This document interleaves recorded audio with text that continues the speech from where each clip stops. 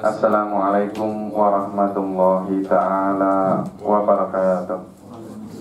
Alhamdulillahirabbil alamin, wassalatu wassalam ala sayyidil mursalin wa ala alihi wa sahbihi wa man tabi'ahum bi ihsanin ila yaumiddin. Nawaitu ta'luma wa ta'lim wa naf'a wal ittifa wal ifadah wal istifadah wal hasa ala tamasuki kitabillahi ta'ala wa sunnati rasulihi wa du'a ila huda wa dalalata ala al-khair wa qira'a mardatihi wa qurbihi wa tawabihi subhanahu wa ta'ala. Allahumma faqihna fiddin wa alimna ta'wil. Rabbi shrah li sadri wa yassir li amri wahlul 'uqdatam min lisani yafqahu qawli waj'al li waziran min ahli. Bismillahirrahmanirrahim. Bismillahirrahmanirrahim. Bismillahirrahmanirrahim. Bismillahirrahmanirrahim. Bismillahirrahmanirrahim. Bismillahirrahmanirrahim. Bismillahirrahmanirrahim. Alhamdulillah setelah libur 1 minggu kita bertemu lagi di program kita yang sangat kita tunggu-tunggu insyaallah, yaitu program Madrasah Al-Ghazali, masih di dalam kitab Qissasul Mustaqim. Pada pertemuan yang lalu kita sudah membahas tentang mabadi asraf li'ilmil mantiq, mabadi asraf li'ilmil mantiq, dan kita sudah menjelaskan tentang had, apalagi maudu sudah, apalagi fadl, samara, nisbah, wadih sudah, sila wadih sudah, oke. Saya ingin sedikit murojaah sedikit tentang definisi mantik, karena definisi itu mungkin tidak saya jelaskan secara tafsil. Saya ingin muhadharah ini ketika ada orang tanya apa itu definisi mantik, tak perlu saya jelaskan lagi, tapi sila untuk kembali ke muhadharah di Qissasul Mustaqim. Lihat, hadul mantik, dia adalah alatun qanuniyah. Alatun qanuniyah, dia adalah sebuah alat. Sudah saya katakan yang namanya ilmu itu ada dua. Ada yang ilmu itu yudros li nafsihi, ada ilmu itu yudros li ghairihi. Beberapa ilmu dipelajari dalam Islam, maksudnya ada beberapa ilmu itu dipelajari memang untuk ilmu itu sendiri, seperti ilmu fikih, tafsir, hadis, dan aqaid. 4 ilmu ini adalah ilmu yang dipelajari memang untuk itu, linafsihi, lindaihi. Ada beberapa ilmu yang dipelajari untuk memahami ilmu-ilmu yang lain, di antaranya mantik. Dibilang ilmu yang dipelajari untuk memahami ilmu lain, dikatakan dia itu ilmu alat. Dengar istilah ilmu alat. Biasanya kalau di daerah Nusantara sini, Malaysia, Indonesia, Thailand, rata-rata mereka itu belajar ilmu alat, nahwu, shorof, apa lagi? Balaghah, wadh, mantik. Karena kenapa? Karena mereka mempelajari ini untuk agar mereka bisa memahami ilmu-ilmu yang lain. Dikatakan ilmu yang dipelajari untuk memahami ilmu lain dikatakan ilmu alat atau ilmu ali. Kemudian dia itu qanuniyah.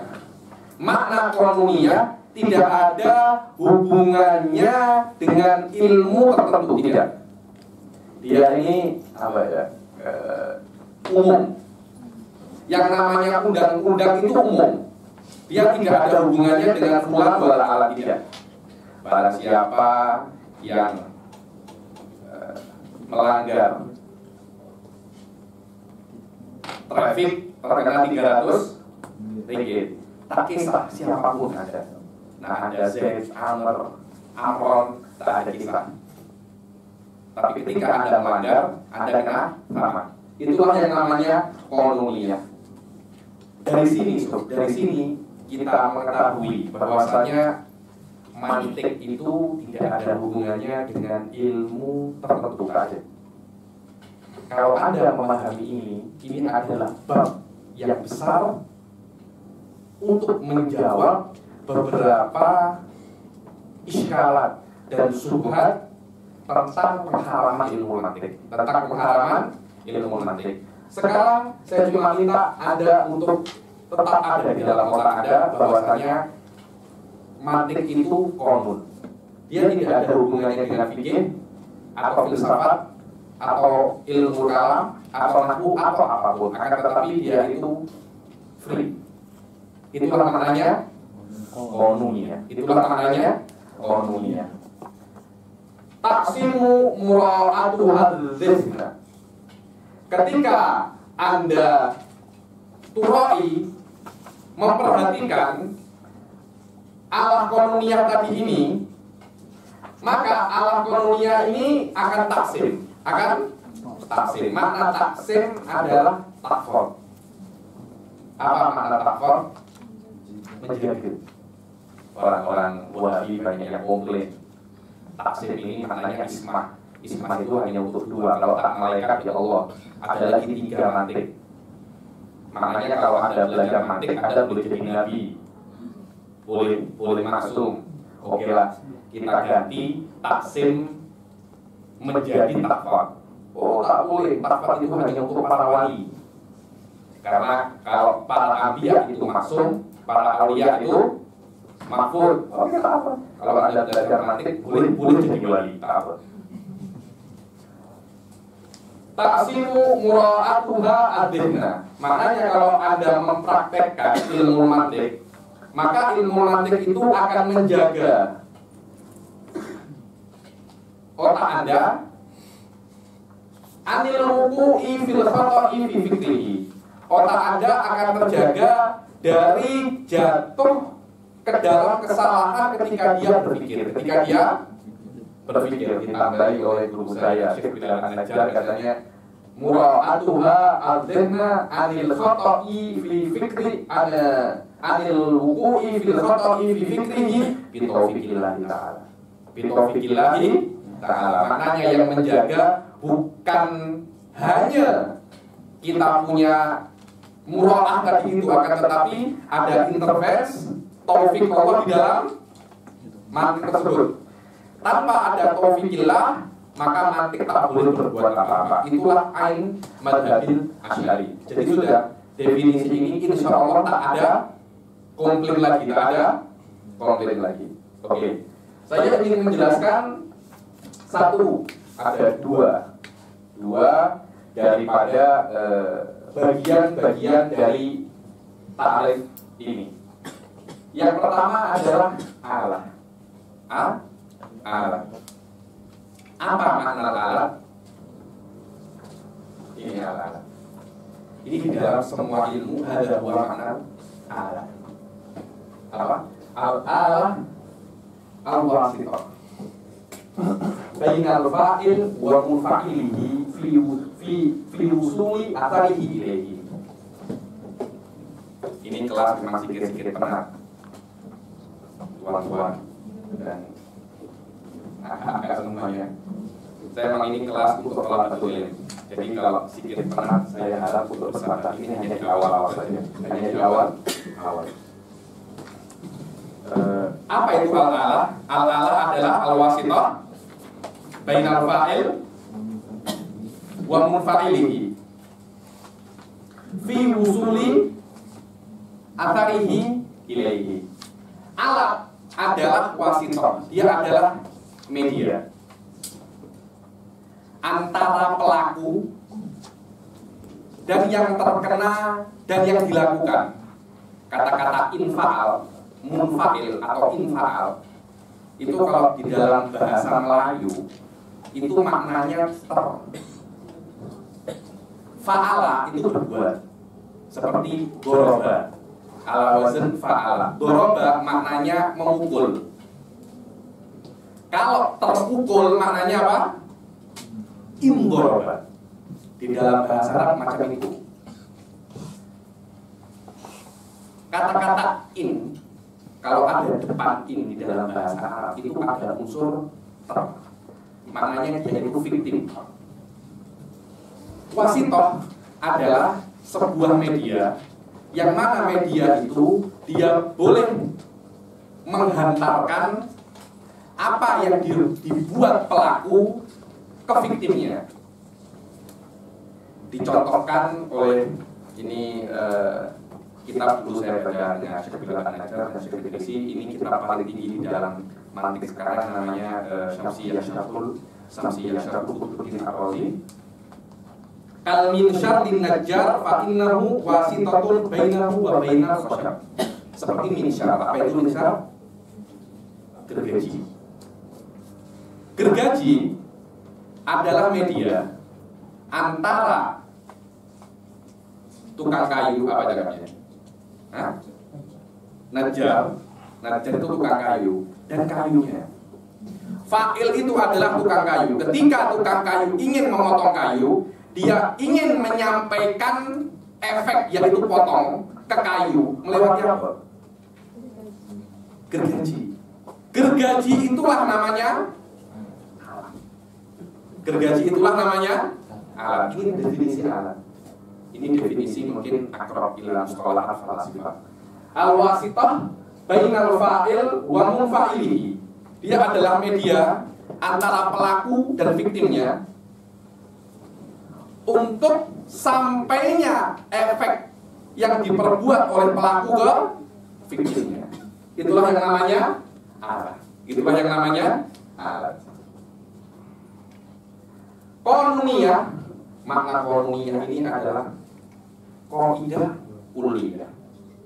Apa? Qaidah kulliyah. Dia bukan juz'iyah. Makna kulliyah, dia tidak ada hubungannya dengan seseorang secara sendiri. Dia umum. Itulah maknanya qanuniyah. Dan semua qanun, semua undang-undang, semua peraturan macam itu tak akan ada. Anda tengok peraturan Malaysia apapun, tak akan ada cakap untuk Ustadz Hilmi saja. Peraturan ini hanya untuk Ustadz Hilmi. Ada peraturan untuk Perdana Menteri. Perdana Menteri bukan juz'i tapi kulli. Siapapun yang namanya Perdana Menteri akan terkena peraturan ini. Di Indonesia ada beberapa peraturan khusus untuk presiden, tapi tidak presiden secara khusus. Lah Jokowi, wala Soekarno, wala Soeharto, wala siapapun. Akan tetapi umum presiden. Tidak ada satu peraturan pun untuk satu orang secara apa? Spesifik tak ada. Dia pasti umum. Dia pasti umum. Kalau dia tidak umum, dia bukan qanun. Dia bukan qanun. Dan kalau Anda belajar sebuah subjek di fikih wa usul namanya nadoriyah fikih atau qawaid fikih, semuanya tentang ilmu qanun. Semuanya tentang qanun al-masyaqqah tajribu taysir, apalagi innamal a'malu binniyat. Itu semuanya umum di semua ibadah. Semua umum di semua ibadah. Kita sebut tapi mungkin dalam bahasa Malaysia jagat ataupun seberguna. Seberguna. Ya, universal. Universal. Dia tak ada hanya khusus satu orang, tak ada. Mantik tak ada hubungan dengan satu ilmu, apalagi dengan satu subjek, tak ada. Mantik itu umum. Anda harus paham. Kalau Anda paham ini, insya Allah kejap lagi kita akan membaca tentang hukum istighol bil mantik, akan ada hubungannya dengan kalimat qanuniyah. Oke? Taksimu mura'atu hadihna. Taksimu mura'atu hadihna anil wuku'i fil khoto'i fi fiklihi. Dihid ini kotak, wuku ini terjatuh, khotok kesalahan fikir. Sekarang apa itu fikir? Jangan tersilap. Ada akal, ada pikiran. Banyak orang itu tersilap pasal ini atau tak tersilap, tak boleh membedakan mana fikir mana. Oke. Saat didefinisikan oleh Imam Qutbuddin Ar-Razi dalam kitabnya Syarah Risalah Syamsiyah ini fikir apa? Tartibu umurin maklumatin lita'ati ila majhul. Ada dua fikir. Pertama, fikir itu tertib. Dia ada susunan, beratur. Kalau di matik nanti kita akan belajar namanya muqaddimah sughra sama muqaddimah kubra. Kita letak muqaddimah sughra dulu, letak setelahnya muqaddimah kubro. Tak boleh tersilap, tak boleh terbalik. Lah, peletakan sugro sebelum kubro itu namanya tartib. Kenapa sugro dulu tak kubro dulu? Ada tartib. Ada tartib. Umurin maklumah, hal-hal yang kita ketahui. Penting Anda mentertibkan atau menyusun hal-hal yang Anda ketahui. Untuk apa? Lita'adi ilal judul. Penyusunan itu berfungsi agar Anda mengetahui hal yang tidak Anda ketahui. Itulah sistem untuk mengetahui hal-hal yang tidak Anda ketahui. Anda melihat apa yang Anda ketahui, kemudian yang Anda ketahui itu Anda proses, dari situ Anda mengetahui hal-hal yang tidak Anda ketahui. Para manatikoh memuji definisi ini dan dikatakan bahwasanya definisi ini memiliki 4 unsur yang mana orang-orang filosof ketika mendefinisikan definisi harus ada 4 unsur ini. Namanya arba ilal, ilal, 4 sebab. Yang mana kalau definisi atau benda terkumpul adanya 4 ilah ini, maknanya dia itu sempurna. Ilah yang pertama, al-ilah as-suriyah. Suriyah. Ilah ini sebab. Ilah ini sebab. Ilah as-suriyah. Bentuk, form. Yang kedua, al-ilah al-fa'ilah. Al-fa'ilah. Al-ilah al-fa'ilah ini maknanya sebab yang menjadikan. Yang menjadikan. Ada yang membuat. As-suriyah, buatan itu mempunyai bentuk. Yang ketiga, al-ilah al-madiyah. Al-madiyah. Madiyah ini apa ya? Dibilang madah, bahan. Orang Indonesia cakapnya bahasa apa? Bahannya. Yang keempat, al-ghaliyah. Al-ghaliyah.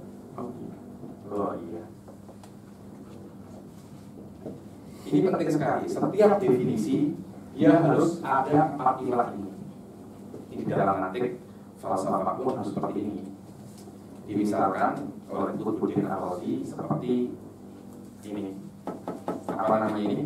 Table, meja. Meja ini ada formnya. Apa? Bentuknya apa? Bentuknya bulat. Ketika kita mengetahui bentuk ini bulat, maknanya ada satu orang yang menjadikan bentuk ini bulat. Kenapa bentuk bulat tak macam depan ini? Apa ini namanya? Persegi empat. Kenapa tak macam ini? Maknanya ada yang murajih, ada yang menjadikan bentuk bulat itu terjadi. Dikatakan dia ilah fa'ilah. Kemudian bentuk bulat dan pelaku di sini dalam kasus kita adalah najar. Apa najar bahasa Melayu? Tukang kayu. Tidak akan terjadi table ini kecuali ada yang namanya bahan, yaitu kayu. Yaitu kayu. Ada kayu, ada bentuk, ada orang yang membentuk. Kemudian ghoiyah. Ghoiyah ini maksud dari pembuatan. Jadi dibuat table ini untuk apa? Untuk menulis kan? Di antara 4 ini, kalau Anda belajar usul ini yang paling penting. Ini yang paling penting. Illah al-ghoiyah. Illah al-ghoiyah ini di dalam otak terjadi paling awal. Tapi dalam realiti terjadi paling akhir. Macam mana Habib? Iya. Anda kalau nak buat meja, Anda di otak dahulu tahu apa faedah meja. Tapi untuk menulis hanya terjadi kalau meja sudah ada. Oh, saya nak buat rumah. Anda tahu guna rumah untuk apa? Karena Anda tahu guna rumah untuk apa, Anda buat rumah. Tapi apa guna rumah? Untuk berteduh, untuk tidur. Tidak mungkin guna rumah itu terjadi kecuali rumah sudah siap. Tapi tidak mungkin Anda membuat rumah kecuali Anda paham apa itu faedah rumah. Lihat, al-illah ghaiyah awwaluhu fil dzihni wa akhiruhu fil waqi'. Di dalam ilmu usul fikih yang nomor 4 ini yang paling penting. Di dalam case al-fikir ini tartibu umurin maklumah al-illah as-suriyah. Al-illah as-suriyah karena ada bentuknya. Apa itu? Peletakan muqaddimah sughra sebelum kubra. Kemudian jika ada tartib pasti ada muratib. Pasti ada muratib. Adanya muratib kita ketahui dari adanya tartib. Dari adanya tartib. Al-illah al-madiyah dari kata-kata umurun maklumah. Umurun maklumah. Dari tartib kita mengetahui illah suriyah. Dari umurun maklumah kita mengetahui al-illah al-madiyah. Dari tartib pula kita mengetahui adanya al-illah fa'ilah yaitu muratib. Dan dari lintaati ila majhulin kita mengetahui adanya al-illah al-ghaiyah. Maksud dari fikir. Maksud dari fikir. Dan hati-hati, fikir itu berpikir hanya di benda-benda yang tidak bisa Anda sentuh. Seperti Anda berpikir, kenapa fa'il itu marfu? Kenapa fa'il itu marfu? Anda boleh sentuh fa'il? Boleh? Tak boleh. Karena itu harakatul dzihn fil ma'qulat fikir. Kadangkala Anda berpikir di sesuatu yang boleh Anda sentuh. Contoh, Anda melihat singa dan melihat Ustadz Hilmi. Anda tukar kepala singa ke kepala ke badan Ustadz Hilmi, kepala Ustadz Hilmi Anda tukar di singa. Anda boleh menyentuh singa dan Anda boleh menyentuh Ustadz Hilmi. Pergerakan otak Anda di hal yang bisa Anda sentuh, itulah yang namanya khayalan. Namanya khayalan. Khayal itu mempunyai keistimewaan. Dia bisa merubah-rubah apa yang Anda lihat. Apa yang Anda lihat. Ada apa namanya Spiderman. Apa itu Spiderman? Ada spider sama man. Jadilah film Spiderman.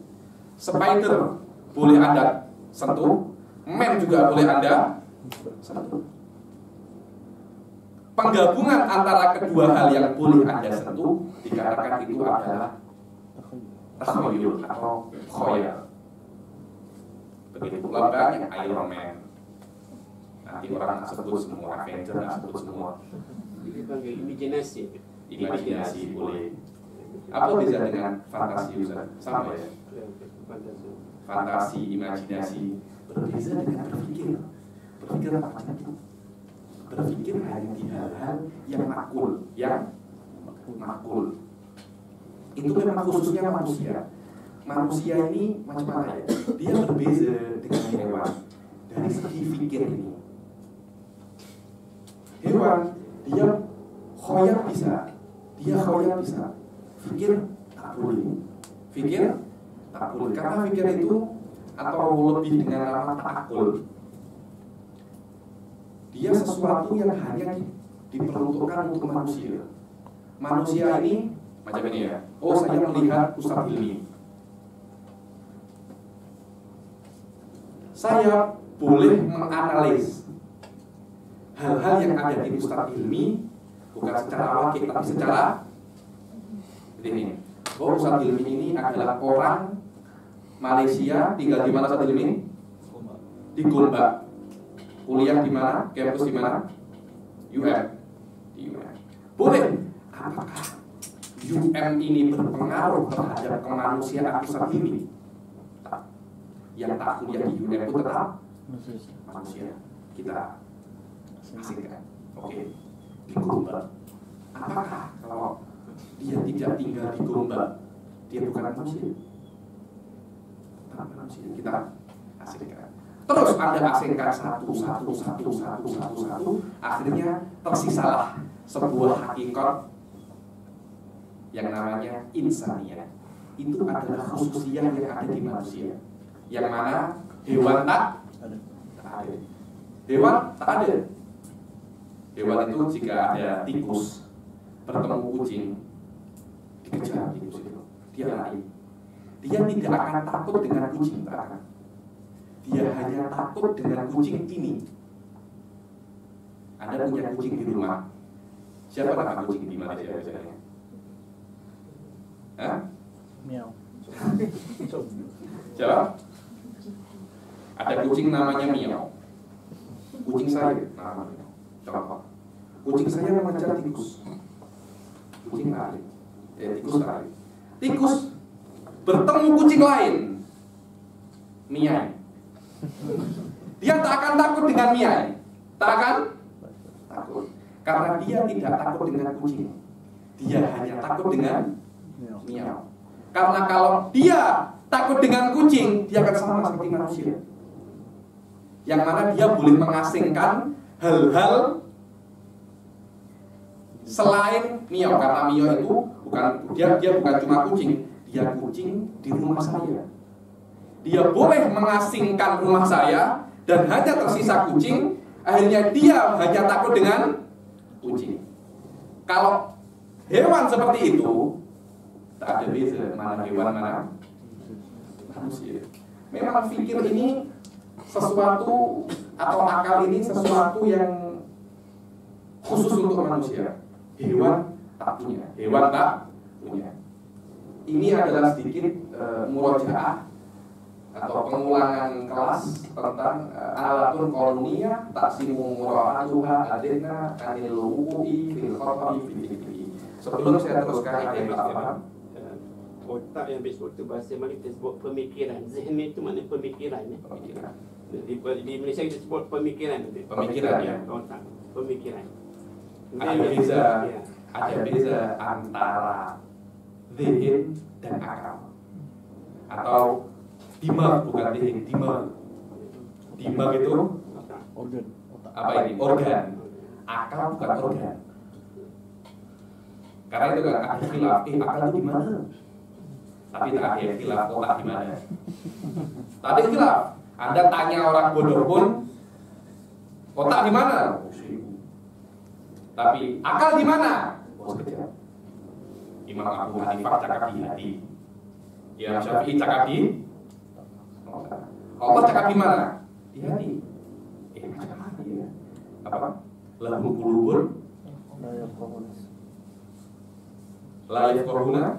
Ada ayat lahum qulubun la yaqiluna biha. Coba tengok. La yafqahun. Yani Allah menisbatkan faham ke qulub. Ke qulub. Karena itu ada khilaf. Ada khilaf. Nanti insya Allah akan saya jelaskan bagaimana khilafnya Asy-Syafi'i dan Abu Hanifah, di mana letak akal, di mana letak akal, dan bagaimana Ra'yul Muhaqqiq al-Mutaakhirin untuk menggabungkan antara keduanya, yaitu pendapat Imam Abu Hanifah yang mengatakan ada di hati atau di otak, Imam Syafi'i mengatakan ada di hati. Oke, ada tanya lagi? Yang saya tambah sikit, yang empat ini penting dengan falsafah ada yang sudah itu kita sebut sebagai formal cause. Ini siapa yang baca falsafah? Formal cause, formal cause. Kemudian fa'ilah itu efficient cause. efisien yang tukang buat. Kemudian madiyah tu material cost, material, dan yang ra'iyah tu dipanggil final cost. Ini 4 causes yang penting dalam falsafah yang kita. Mungkin istilah-istilah Inggrisnya sedikit pelik buat saya, tapi maknanya itu tak berbeda. Maknanya itu tak berbeda. Surah Al-Hajj. Apa cakapnya? Afalam yasiru fil ardh fatakunu lahum qulubun yaqiluna biha. Qulubun yaqiluna biha. yakni lahum qulubun yaqiluna biha bitilkal qulub, yakni Allah menisbatkan akal ilal qulub. Otak biasa, semua tahu otak di sini, tapi akal sekejap. Oke? Kita sudah sampai di dalam mabadi ilmu mantik, dalam hukmul istighol bil mantik, hukmul istighol bil mantik. Hukmul istighol bil mantik ini makna apa sih? Hukum istighol. Istighol ini bekerja dan mendalami ilmu mantik. Bukan hanya belajar, dia lebih daripada belajar, tapi apa? Mendalami, takhasus di dalam ilmu mantik. Di dalam ulama mengatakan bahwasanya ini khilaf masyhur juga, khilaf terkenal bahwasanya hukum belajar ilmu mantik itu ada 3. Ada 3. Tapi khilaf ini hanya di dalam mantik yang mix dengan kalamul falsafah. Contohnya adalah Qawaidul Anwar lil Baidawi. Pernah dengar kitab Qawaidul Anwar? Ada punyanya syaratnya Asbahani namanya Matolid. Matolid syarhut Tawalid. Tawalid ini banyak orang-orang tak suka baca Tawalid karena memang penat dan mantik ilmu kalam, tapi makhluk dia mix dengan kalamul falsafah, yang mana kalam falsafah ini dolal, sesat. Untuk kitab-kitab zaman sekarang banyak sekali kitab-kitabnya orang-orang Syiah yang mana boleh dikatakan dia itu mantik al-mukhalafi, mantik al-mukhalafi. Seperti pernah dengar kitab namanya Mantikul Mukhafar. Mantikul Mukhafar, kira-kira saya dengar itu adalah kitab mantik paling bagus untuk abad ini. Namanya Mantikul Mukhafar. Satu jilid ada syaratnya namanya Al-Muqarrar fi syarhi Mantikul Mukhafar. Masya Allah, banyak orang-orang selain Asy'ari sudah maju dalam ilmu mantik. Mereka sudah mengupgrade ilmu mantik. Kita tertinggal jauh. Kita masih nak memahami ilmu mantik. Mereka sudah boleh mengupgrade. Mereka sudah boleh mengupgrade. Ada 3 jilid. Dan banyak sekali kelas-kelas itu terekam video atau MP3. Sedangkan kalau kita tengok, cari saja kelas Sulam Munawwarah, mungkin Anda hanya dapat kelas saya saja, yang lainnya tak ada. Tengok, berbeda dengan orang-orang selain kita yang mereka sudah jauh meninggal kita. Karena itu sedikit kita harus himmah untuk menolak akidah Ahlussunnah wal Jamaah. Oke?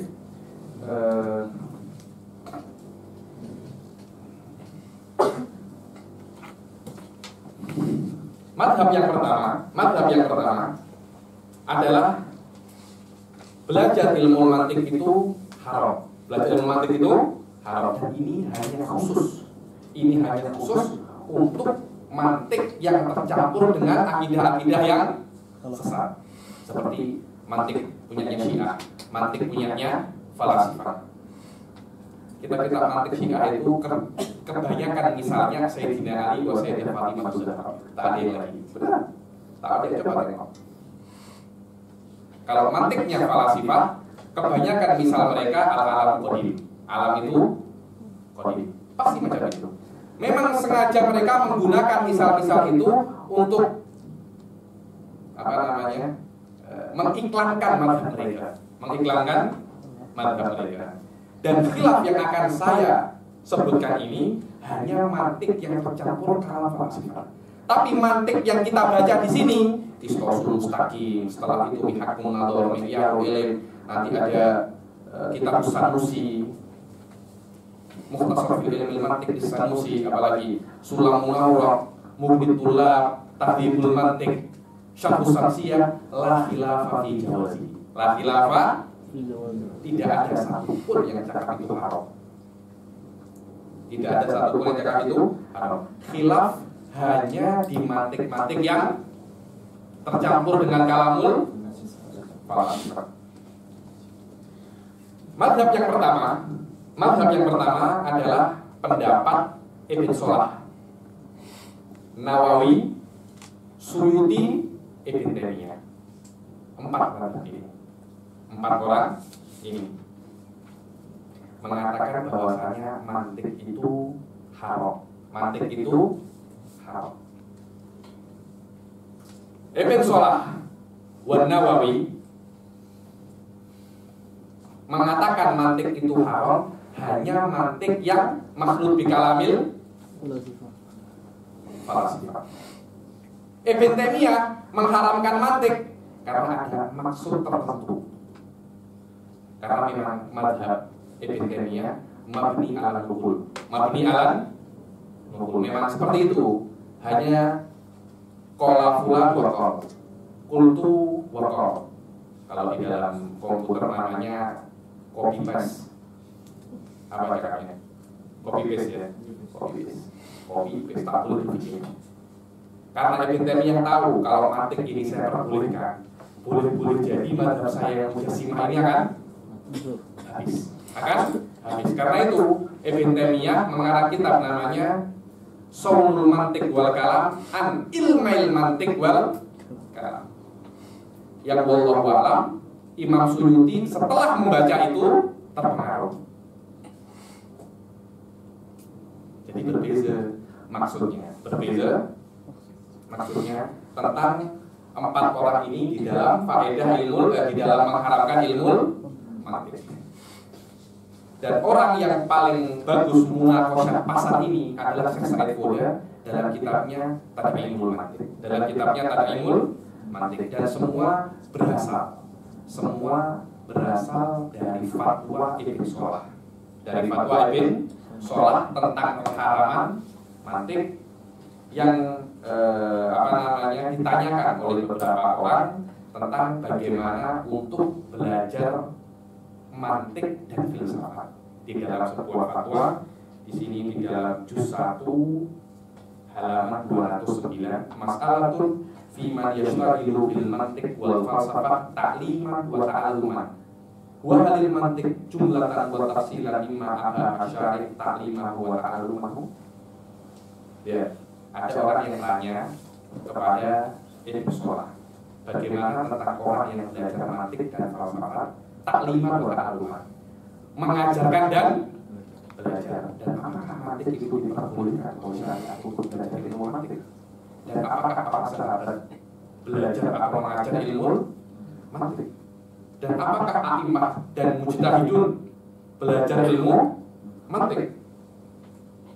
Dan apakah diperbolehkan menggunakan istilah mantik itu untuk membuktikan hukum-hukum syariat? Dijawab oleh Ibn Salah apa? Awal jawabnya, ajab radhiyallahu anhu, al-falsafatu rasus safahi wal inhilal.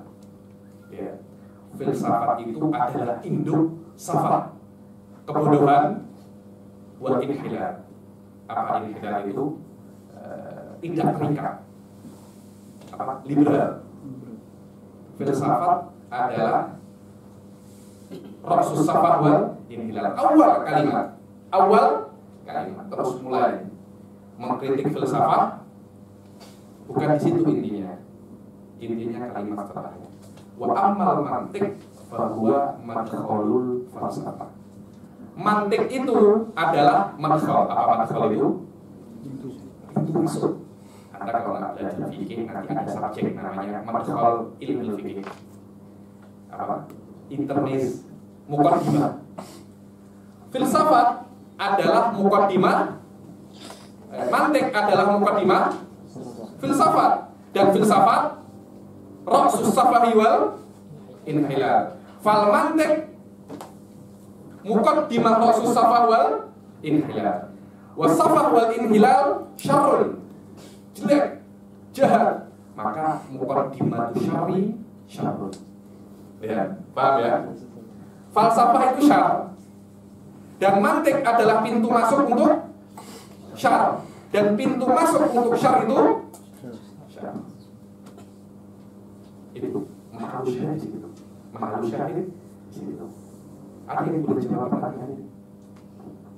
Sudah saya isyaratkan tadi.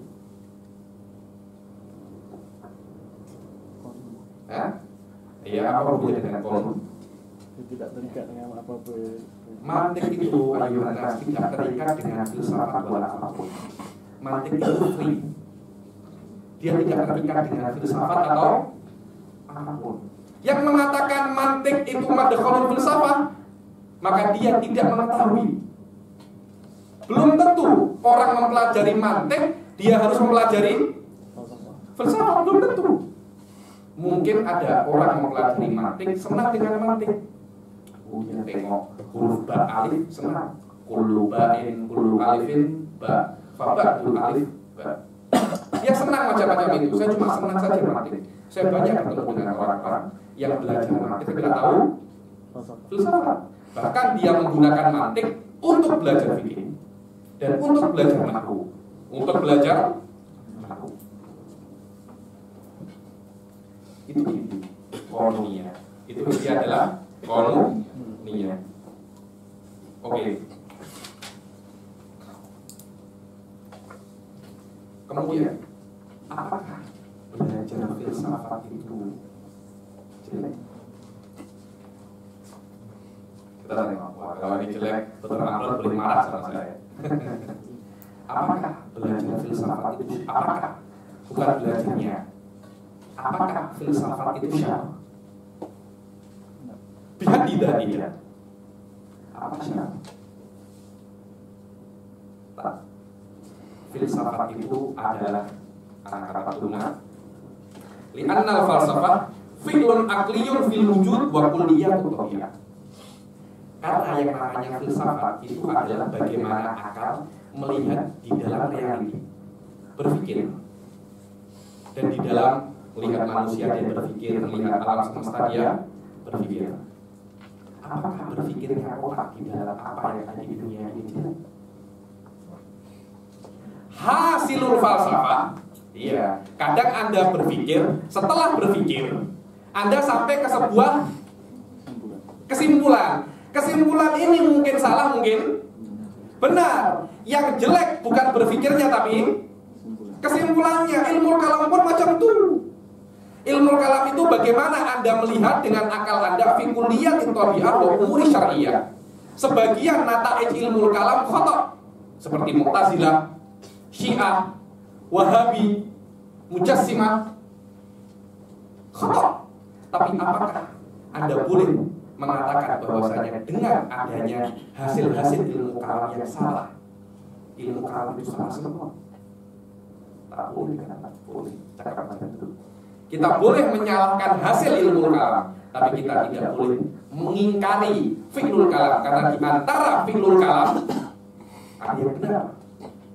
Wal asy'ari wal maturidi. Begitu pula beberapa filsuf ada yang benar. Betul tak, Ustaz? Betul kan, kawan? Ada beberapa filsuf yang yasil ila wahdaniyatillah. Ada tak, kawan? Karena kenapa? Secara umum, filsafat itu tidak ada hubungannya dengan apa? Dia hanya mujarrad nadharul aqli fil wujud wa kulliyatit tabi'ah. Faqat. Mungkin benar, mungkin salah. Adapun Ghazali di kitabnya Tahaffudzul Falasifah hanya membatalkan filsafat yang salah. filsafat yang benar berbeza lagi. Imam Ghazali di Tahafutil Falasifah tidak membatalkan filsafat, tapi membatalkan filsafat yang salah. Karena filsafat ada yang benar, begitu pula ilmu kalam ada yang, maksudnya hasil ilmu kalam ada yang benar dan ada yang salah. Oke lah, tak apa. Filsafat salah semua. Filsafat salah semua. Apakah mempelajari sesuatu yang salah itu salah? Belum tentu. Apakah mempelajari sesuatu, oke lah, filsafat kafir. Apakah mempelajari sesuatu yang kafir ada berdosa?